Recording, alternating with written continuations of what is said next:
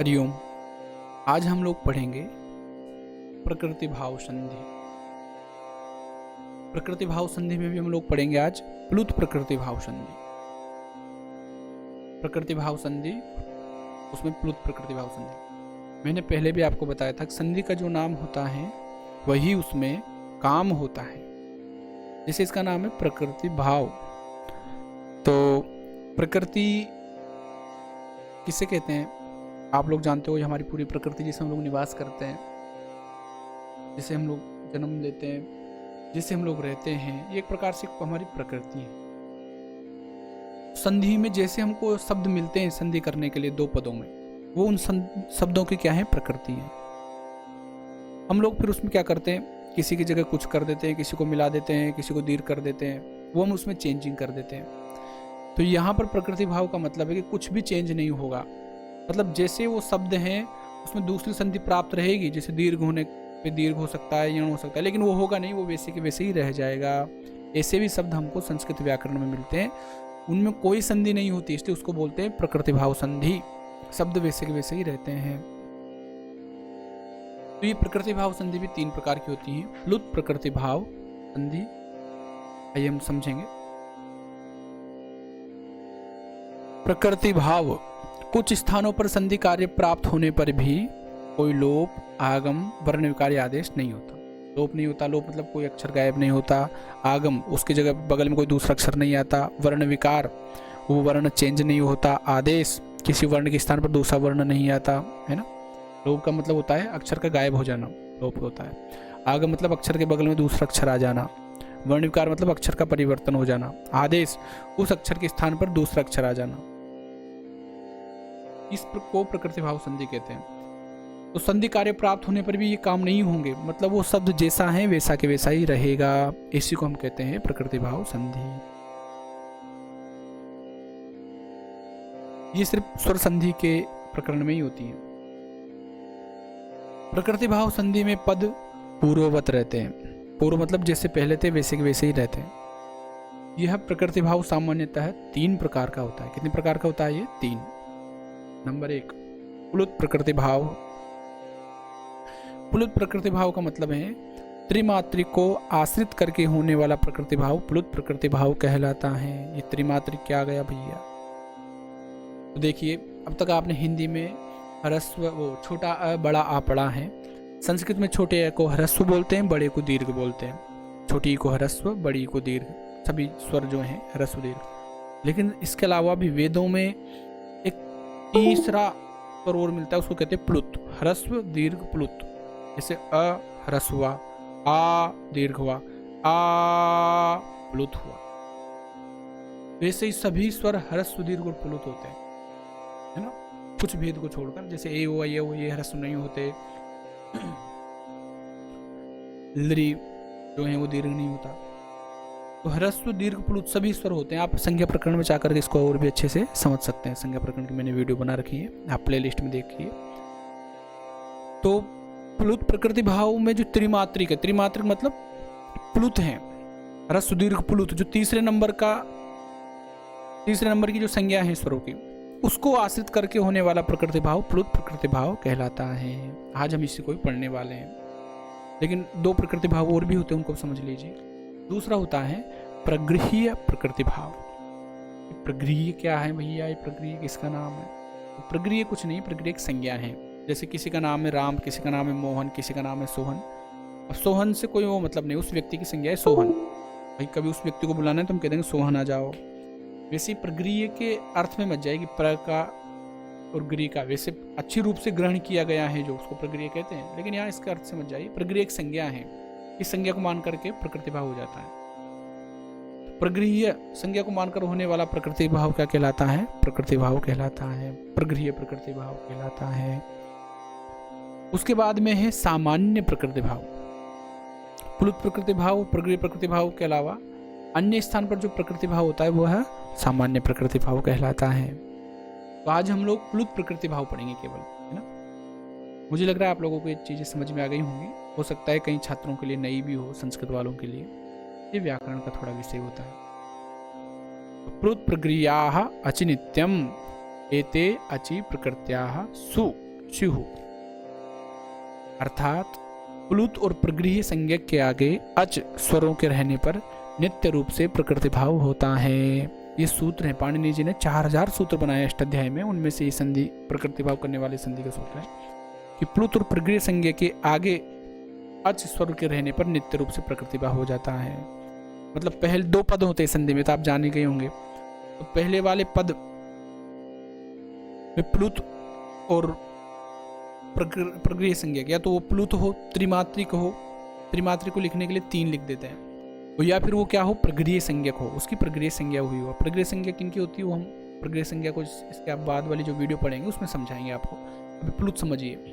तो प्लुत और प्रगृह्य के आगे अगर स्वर रहेंगे तो वो नित्य रूप से क्या होते हैं, प्रकृति भाव हो जाते हैं, मतलब वो वैसे की वैसे ही रहते। सूत्र में 2 पारिभाषिक शब्द हैं, एक है प्लुत, दूसरा है प्रगृह्य।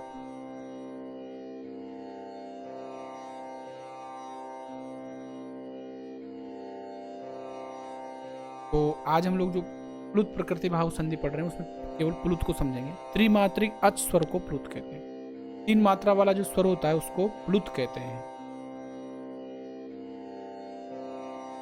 एक मात्रिक जो अच का मतलब स्वर, वह ह्रस्व कहलाता है। द्विमात्रिक अच वह दीर्घ कहलाता है। और प्लुत अच के उच्चारण दीर्घ से भी ज्यादा समय लिया जाता है। प्लुत जो अच होता है इसके उच्चारण दीर्घ से भी ज्यादा समय लिया जाता है, इसलिए इसको प्लुत कहते हैं। देवनागरी लिपि में प्लुत को बताने के लिए उस स्वर के आगे 3 का चिन्ह बना दिया जाता है। ऐसा 3 लिख देंगे, जैसे बड़ा आ लिख करके उसके आगे 3 लिख देंगे। छोटा बड़ा में तो चेंज हो जाता है, छोटे अ बड़ा में पीछे एक डंडा लगा जाता है, छोटी में ई, बड़ी में ऊपर बना दिया जाता है। लेकिन प्लुत बनाने के लिए कुछ चेंज नहीं करते, उसमें उसके आगे 3 लिख देते हैं। जो बड़ा होता है ना, दीर्घ होता है ना, उस दीर्घ के आगे 3 लिख करके उसको प्लुत बना दिया जाता है। दूर से बुलाने, अब एक पाणिनि का सूत्र है, मैंने उसका सीधा अर्थ लिख दिया, दूरात धूते च। दूरात भूते च, भूते अर्थात बुलाना। इसका अर्थ है दूर से बुलाना तथा प्रत्याभिवादन में वाक्य की अंतिम पद की टी को प्लुत हो जाता है। आपने प्ररूप संधि में टी पढ़ लिया कि टी क्या होता है, टी एक संज्ञा होती है। अंतिम स्वर को टी कहते हैं। अगर स्वर के बाद में कोई व्यंजन है तो वो भी टी कहलाता है। प्ररूप संधि में मैंने स्पष्ट किया था। दूर से अगर हम किसी को बुलाएं तो उसका जो अंतिम स्वर है वो टी हो जाएगा। जैसे राम को बुलाना है, राम बहुत दूर खड़ा है, हम सामान्य भी समझ सकते हैं ऐसे कि जैसे कोई राम दूर खड़ा है, आप कैसे बुलाएंगे उसको, राम। तुम को ज्यादा देर तक बोला तो प्लुत हुआ कि नहीं हुआ। अभिवादन करेंगे, हरे राम, ऐसे कई बार लोग बोलते हैं, वो ज्यादा देर तक एक स्वर को बोलना वो प्लुत हो जाता है। तो प्रत्यभिवादन ये शास्त्रों में होता है, जब आशीर्वाद देते हैं तो आयुष्मान भव सौम्य ऐसे करके पहले गुरु बोलते थे, तो वो अंतिम जो शब्द है ना उसको प्लुत कर देते, मतलब उसको देर तक बोलते थे।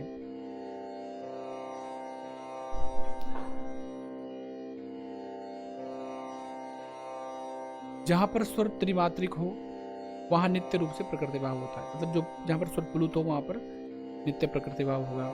उदाहरण से हम समझेंगे, जैसे कृष्ण और ग्वाले दोनों गाय चराने गए थे, गाय दूर चली गई थी, दोनों ढूंढ रहे थे, ग्वालों को गाय मिल गई, तो ग्वालों ने कृष्ण से कहा, आगच्छ कृष्ण अत्र गौश चरति।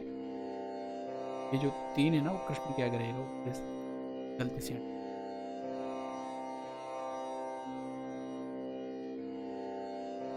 यहाँ पर 3, यहाँ पर कुछ भी नहीं। तो यहाँ पर कृष्ण के आगे जो ये 3 है, इसमें वो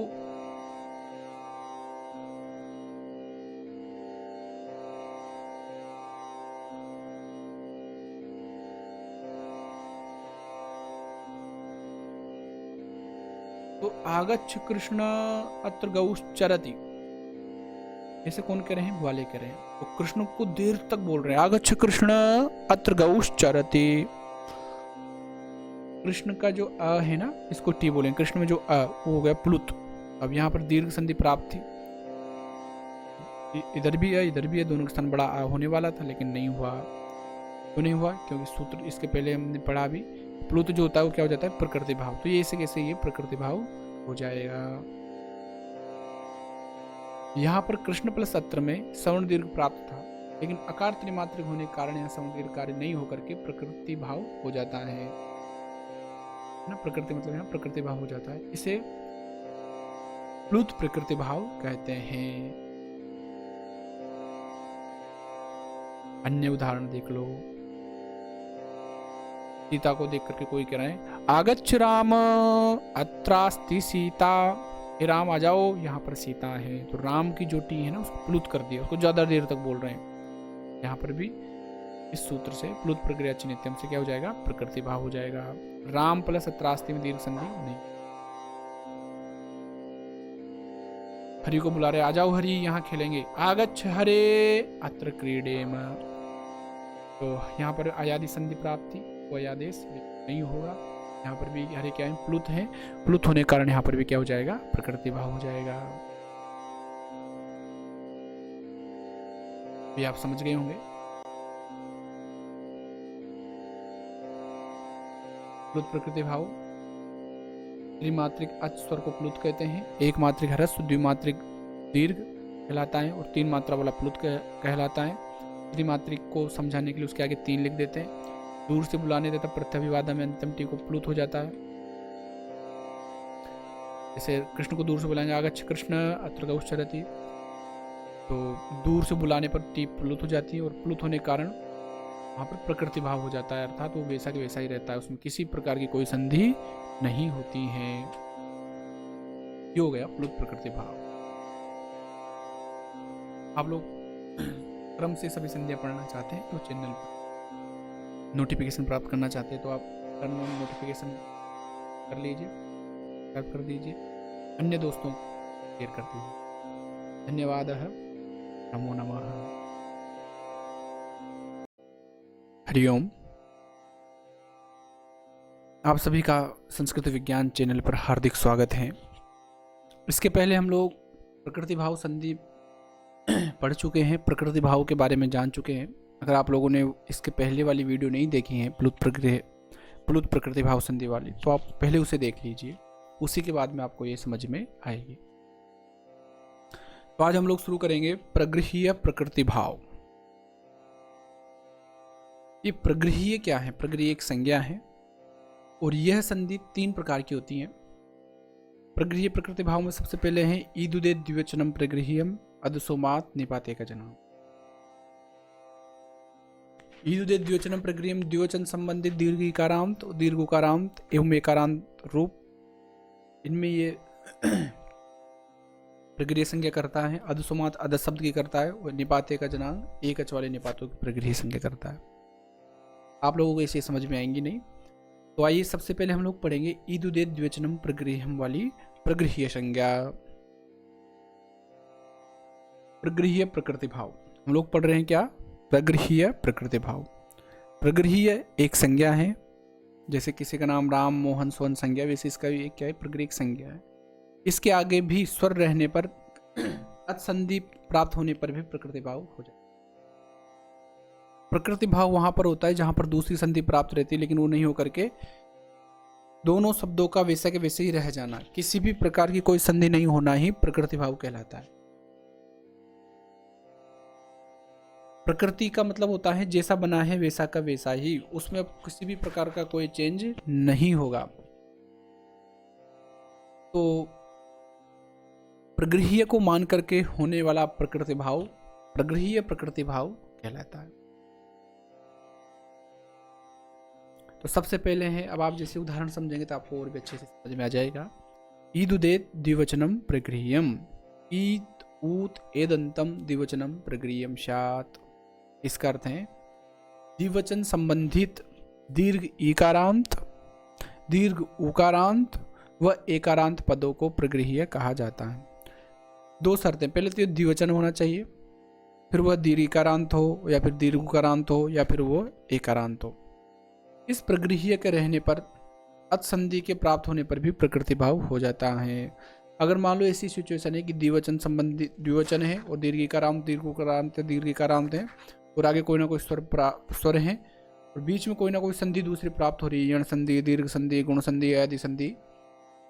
लेकिन अगर ऐसी सिचुएशन है तो फिर वहां पर वो सब संधि नहीं होकर के सीधा क्या हो जाएगा, प्रकृति भाव हो जाएगा। मतलब वहां किसी भी प्रकार की कोई संधि नहीं होगी।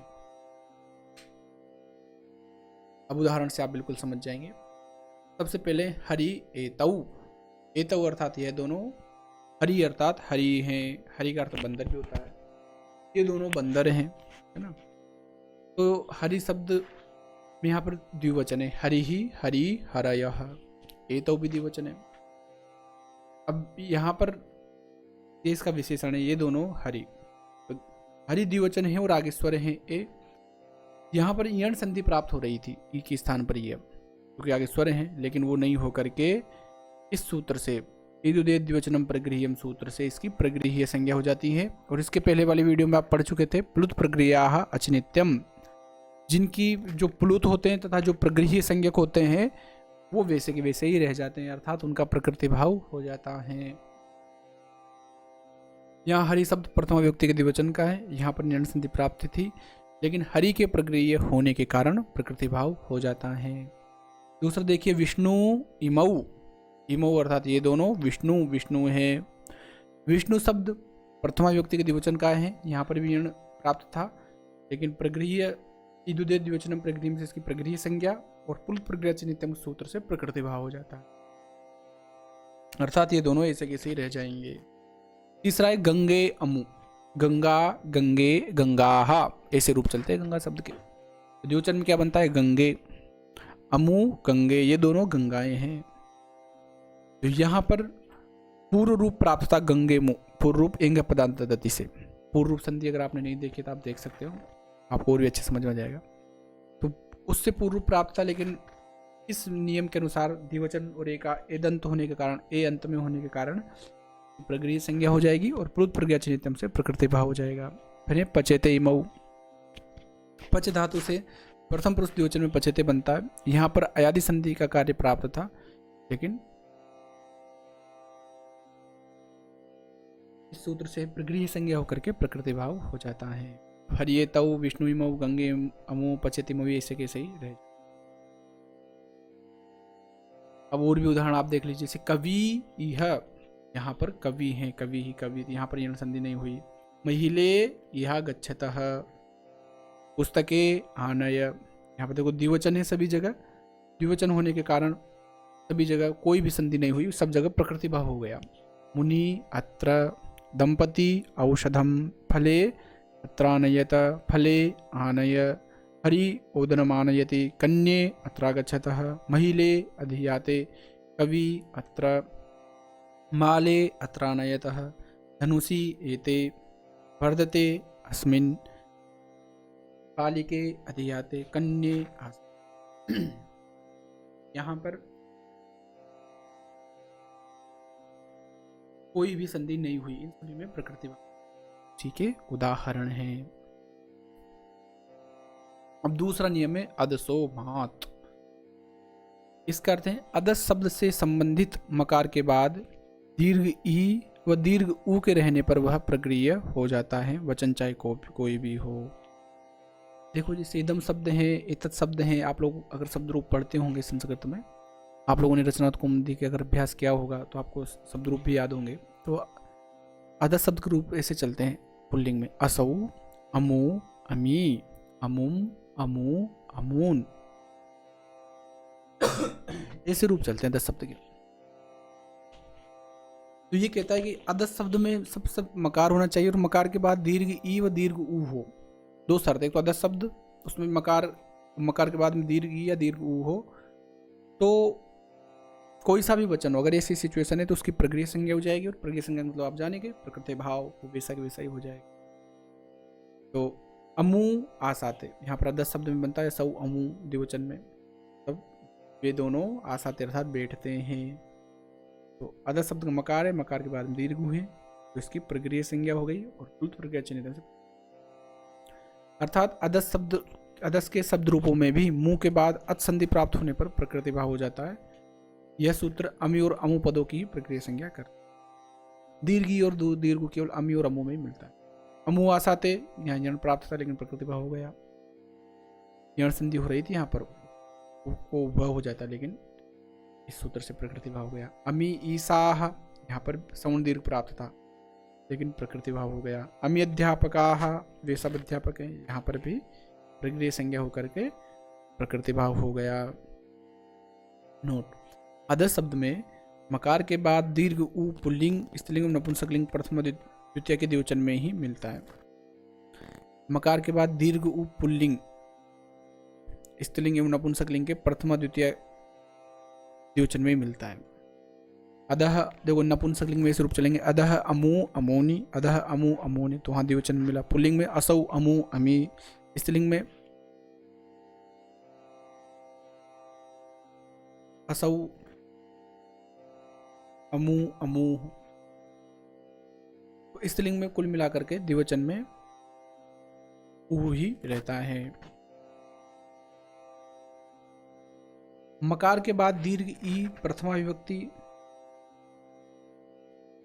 बहुवचन पुल्लिंग में ही मिलता है। मकार के बाद दीर्घ ई जो है प्रथमा विभक्ति बहुवचन पुल्लिंग में मिलेगा दीर्घ, असौ अमु अमी। ठीक है, तो ये अधः शब्द में ही ये प्रकृति संज्ञा होकर के प्रकृति भाव होता है यहाँ पर। तीसरा नियम है निपात एका जनांग। यह कहता है आंग के अलावा एक स्वर वाले निपात भी प्रक्रिय होते हैं, प्रक्रिय होने से प्रकृति भाव हो जाता है।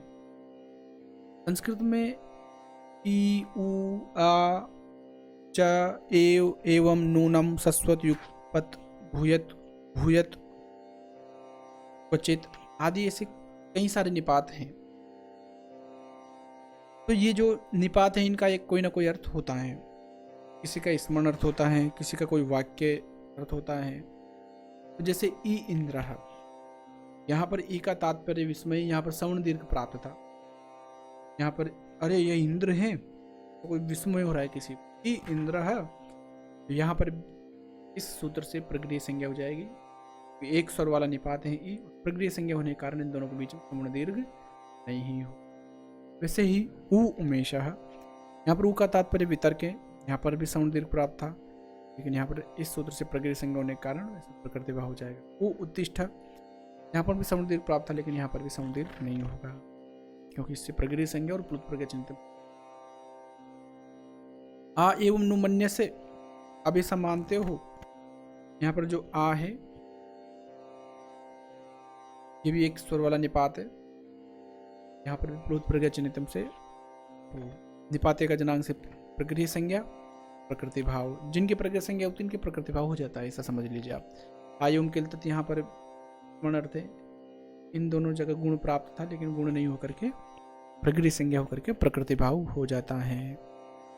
ये जो आंग का जो आ है ये वाक्य और स्मरण अर्थ में ही सिंपल आ होता है, बाकी जगह जितना भी आ रहता है संस्कृत में उसमें ग वाला ही आ होता है, ग का लोप हो जाता है, इसलिए वहां पर प्रकृति संज्ञा नहीं होगी, सीधा गुण हो जाता है। जैसे आ प्लस उष्णम, आ का अर्थ वहां पर कम है, कम गर्म। अब आ उष्णम, वह आ का अर्थ नहीं तो वाक्य ही नहीं स्मरण है, तो वहां पर जो आ था वो गीत वाला आ माना गया है, इसलिए वहां आ और ओ में गुण होकर के ओष्णम ऐसा पद बन जाता है। लेकिन यहाँ पर ये जो आ है ये गित भी ना है, मतलब एक ग नहीं है, गकार की संज्ञा हो जाती है, इसे गित बोलते हैं। सामान्य आ है, इसलिए यहाँ पर प्रकृति संज्ञा होकर के प्रकृति भाव हो जाएगा। अब आप वापस शॉर्ट में तीनों को समझ लो। सबसे पहले द्विवचनम प्रक्रियम, द्विवचन संबंधित दीर्घ इकारांत, दीर्घ उकारांत और दीर्घ एकारांत रूप की प्रकृति संज्ञा होती है और प्रकृति भाव होता है। जैसे हरि ये तव विष्णु इमव गंगे अमु, अब आपको समझ में आ जाएगा। अधसुमात, अध शब्द के बाद दीर्घ ई और दीर्घ रहने पर प्रकृति संज्ञा होगी, वचन चाहे जो भी हो। तो अमी ईशाह अमुआसाते। निपात एक जनांग, आंग के अलावा एक वाले निपात, एक वाले जितने निपात उनकी प्रकृति संज्ञा होगी, जैसे ई इंद्र, इनका एक सार है।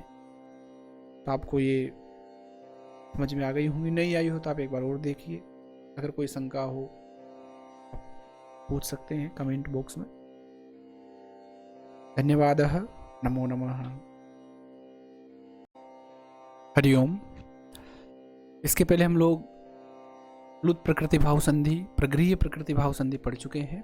आज हम लोग पढ़ने वाले हैं सामान्य प्रकृति भाव संधि। सामान्य प्रकृति भाव संधि में एक प्रकार से हम पढ़ेंगे इको सवर्ण साकल्यस्य ह्रस्वश्च। प्रकृति भाव को मैंने आपको पिछली वीडियो में बताया, इसमें संधि नहीं होती है, तो जो दोनों पद है उसमें कोई दूसरी संधियां जो प्राप्त रहती है उनको रोक देती है और उस पदों को वैसे के वैसे ही रहने देती है जैसे वो शुरू से ही रहते हैं। मतलब कुछ भी चेंजिंग नहीं होना ही प्रकृति भाव कहलाता है एक प्रकार से। सूत्र है इको सवर्णे साकल्यस्य ह्रस्वश्च। पाणिनि व्याकरण में जहाँ जहाँ सूत्रों में किसी ऋषि का नाम आता है वहाँ वहाँ पर कार्य विकल्प से होता है, मतलब एक बार होता है और एक बार नहीं होता, तो कोई हम लोग विकल्प बोलते हैं। तो कहते हैं कि पद के अंत में स्थित इक का मतलब है ई उ रिलरी, ये ई उ रिलरी को शॉर्ट में इक बोला जाता है। यही प्रत्याहार विज्ञान है पाणिनि व्याकरण में। आप चाहो तो प्रत्याहार संज्ञा वाली वीडियो देख सकते हो संज्ञा प्रकरण प्लेलिस्ट में। तो पद के अंत में स्थित इक ई उ रिलरी के आगे असवर्ण अच, ऐसा अच जो भिन्न हो, असवर्ण हो, असवर्ण का मतलब है भिन्न स्वर, अच को स्वर बोलते हैं व्याकरण में, व्यंजन को हल बोलते हैं। तो पद के अंत में स्थित ई उ रिलरी के आगे अगर भिन्न स्वर हो, जैसे ई के बाद में ई को छोड़कर कोई और स्वर हो, तो वहां पर विकल्प से प्रकृति भाव हो जाता है।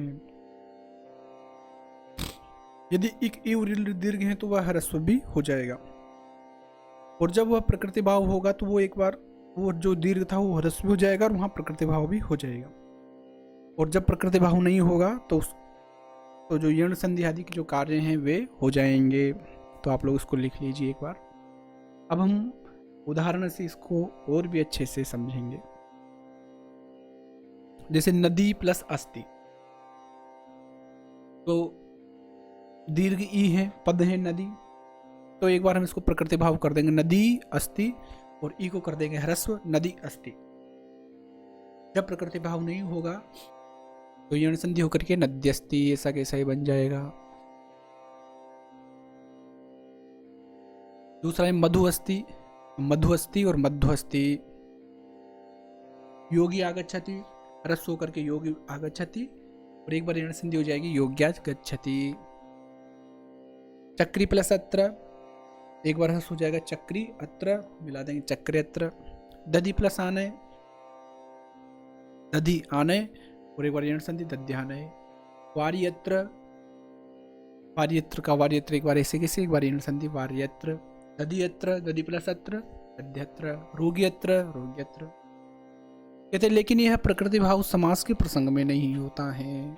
अगर मान लीजिए दो शब्द और दोनों में कोई ना कोई समास हुआ है तो वहां पर ये जो सूत्र काम नहीं करेगा, वहां पर सीधी यण संधि हो जाएगी। जैसे वाप्याम अश्व, वापी प्लस अश्व रहेगा, यहाँ सप्तमी तत्पुरुष समास है। वापी मतलब, वापी का मतलब होता है तालाब, तालाब में अश्व, सरोवर एक प्रकार। वाप्याम अश्व, तो यहाँ पर ये संधि नहीं होकर के वाप्यस्व बन जाएगा।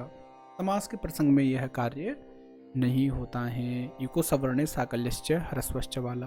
अब आप स्पष्ट समझ सकते हैं, पद के अंत में स्थित इक ई उ रिलरी के आगे भिन्न स्वर होने पर विकल्प से प्रकृति भाव होता है, और यदि वो दीर्घ है तो ह्रस्व हो जाएगा, और प्रकृति भाव के जब नहीं होगा तो एक बार यण संधि हो जाएगी। सीधी सी बात यह है कि आप इन दोनों पदों का वाक्यों में प्रयोग कर सकते हो, नदी अस्थि का भी और नदी अस्थि का, दोनों के दोनों सही हैं।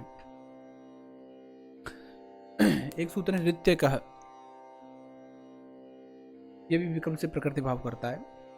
पद के अंत में स्थित अक, अ ई उ रिलरी, अ ई उ रिलरी को शॉर्ट में अक बोलते हैं, अगर इनके आगे ह्रस्व रिकार है तो वहां पर विकल्प से प्रकृति भाव हो जाता है। अगर पद के अंत में स्थित अक अ ई उ रिलरी के आगे ह्रस्व रिकार है तो विकल्प से प्रकृति भाव हो जाता है, और यदि पदांत अक अ ई उ रिलरी दीर्घ हो तो उसको ह्रस्व भी हो जाएगा। पहले वाला तो भिन्न स्वर बाद में होने की कहता है ई उ रिलरी से। अभी दूसरा वाला ये कहता है अगर री बाद में हो, छोटी री अगर बाद में हो तो वहां पर भी प्रकृति भाव कर दो। आ ई उ रिलरी के बाद में अगर ह्रस्व री बाद में हो तो प्रकृति भाव हो जाएगा और दीर्घ को ह्रस्व हो जाएगा। जैसे ब्रह्मा प्लस ऋषि ही, यहाँ पर ह्रस्व री बाद में है तो इसको दीर्घ ह्रस्व हो गया ब्रह्म ऋषि ही, और एक बना देंगे आप ब्रह्मर्षि ही। तो ब्रह्म ऋषि ही भी सही है और ब्रह्मर्षि भी सही है, गुण भी हो जाएगा, ऐसा कैसा भी रह जाएगा। सप्तऋषयः, सप्तऋषयः और सप्तर्षयः दोनों सही है। पुरुष ऋषभ सही है और पुरुष ऋषभ भी सही है। महर्षि, एक बार ह्रस्व करके महर्षि ही और एक महर्षि, दोनों पद यहाँ पर बन सकते हैं। दोनों का आप आराम से प्रयोग कर सकते हैं। दो प्रकार का प्रकृति भाव आज आपने देखा। इसको हम कहते हैं सामान्य प्रकृति भाव। इसके पहले आपने पढ़ा प्लुत प्रकृति भाव, उसके बाद में पढ़ा प्रगृह्य प्रकृति भाव, और अब आपने पढ़ लिया सामान्य प्रकृति भाव। इसी के साथ अच संधि यहीं पर संपूर्ण होती है, स्वर संधि। अब तक आप लोग स्वर संधि पूर्ण रूप से पढ़ चुके हैं। इसके बाद में हम लोग व्यंजन संधि पढ़ना प्रारंभ करेंगे, और संधि परिचय में मैंने बताया था उसी क्रम से हम लोग संधियां पढ़ते आ रहे हैं। आप चैनल पर नए हैं तो सब्सक्राइब अवश्य कीजिएगा। धन्यवाद। नमो नमः।